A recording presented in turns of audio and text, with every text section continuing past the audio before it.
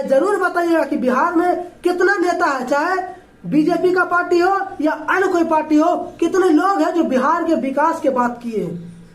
तो मोदी जी जिस तरह से घर बनवा करके गरीबों में बांटे, तो क्या बिहार के नेता अंधा थे? उनको भी तो अपने क्षेत्र में विकास के पर बात करना चाहिए था, उन नेताओं का बात करना चाहिए था, चाहे पक्ष हो या विपक्ष हो। जय हिंद दोस्तों, आज हम बताते हैं और कुछ सुनाएंगे भी कि मनीष कश्यप क्यों बीजेपी में शामिल हुए, क्यों बीजेपी में ज्वाइन लिए, इसका कारण क्या है।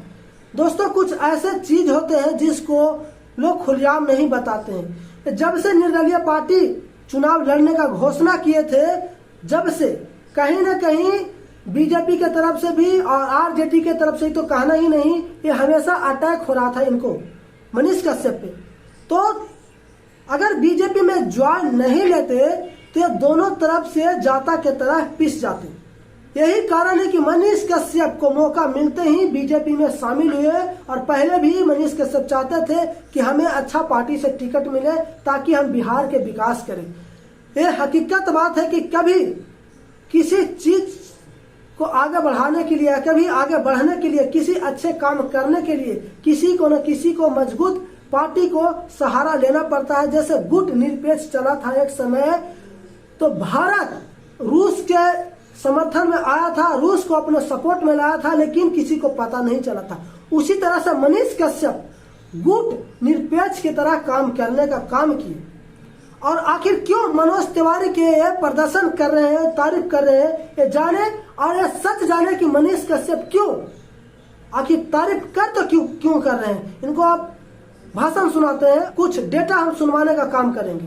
हम खाली विकास पे बात करते हैं, बात सही है। और मनोज तिवारी 14,600 करोड़ का काम करा के अपने क्षेत्र में, सारा डेटा है मेरे पास, सारा डेटा मैं लिख के आया हूँ, बता रहे हैं। तब जाके वो जो है पूरे दिल्ली ने पूरे देश के सबसे लोकप्रिय सांसद में से एक सांसद बने। 98% अपने सांसद निधि का खर्च किए। कितना परसेंट? 98%। 98%। 14,600 करोड़ रुपए का काम जो है मनोज तिवारी ने किया। बताइए। बताए कि नरेंद्र मोदी जी ने 4 करोड़ पक्के का मकान बनाया। सारा पक्का का मकान जो है महिलाओं के नाम पे दिया गया है। तो पहला मुद्दा बताते हैं कि मनोज तिवारी के समर्थन कर रहे हैं, मनोज तिवारी के साथ घूम रहे हैं। आखिर क्यों हो रहा है? क्योंकि ये चाहते हैं कि जिस तरह से मनोज तिवारी काम किए हैं दिल्ली में, उसी तरह से बिहार में विकास हो। बिहार में कोई ऐसा नेता नहीं है, चाहे पक्ष हो विपक्ष हो, जो इस तरह से मुद्दा उठाया होगा और इस तरह से बिहार के विकास पर बात किया होगा। किसी भी पार्टी को, हम बीजेपी के भी पार्टी को बोलते हैं कि बीजेपी के भी पार्टी बिहार में खास करके विकास के बात पर चर्चा कभी नहीं की, किसी मुद्दा पे भी बात नहीं की। यही कारण है कि मनीष कश्यप मनोज तिवारी के साथ रह करके ये नॉलेज ले रहे हैं, और पहले से भी मनीष कश्यप में नॉलेज है। अब आ गया मोदी जी पर। तो मोदी जी जिस तरह से घर बनवा करके गरीबों में बांटे, तो क्या बिहार के नेता अंधा थे? उनको भी तो अपने क्षेत्र में विकास के पर बात करना चाहिए था, उन नेताओं का बात करना चाहिए था, चाहे पक्ष हो या विपक्ष हो, चाहे बीजेपी के पार्टी के क्यों ना हो। उनको भी तो बिहार पे विकास करने का बात करना चाहिए था, लेकिन ऐसा नहीं किया। यही कारण है कि मनीष कश्यप इस सिस्टम में जाकर के इस सिस्टम में आवाज उठाना चाहते हैं, और आवाज उठा रहे हैं ताकि बिहार का विकास हो।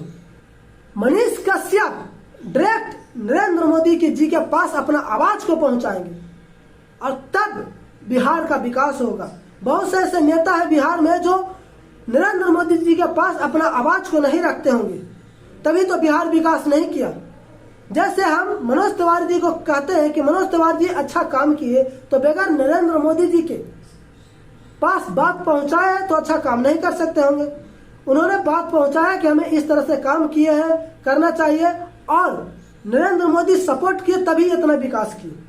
उसी तरह मनीष कश्यप भी चाहते हैं कि बिहार में विकास हो। जब तक नरेंद्र मोदी जी के पास बात नहीं पहुंचेगा, कोई रिपोर्ट नहीं पहुंचेगा, तब तक बिहार में विकास नहीं होगा। यही कारण है कि मनीष कश्यप बीजेपी में ज्वाइन ली। दोस्तों आपको कह रहा है कमेंट करके जरूर बताइए और जरूर बताइएगा कि बिहार में कितना नेता है, चाहे बीजेपी का पार्टी हो या अन्य कोई पार्टी हो, कितने लोग हैं जो बिहार के विकास के बात किए हैं। बाकी आप पर छोड़ते हैं। जय हिंद, जय भारत।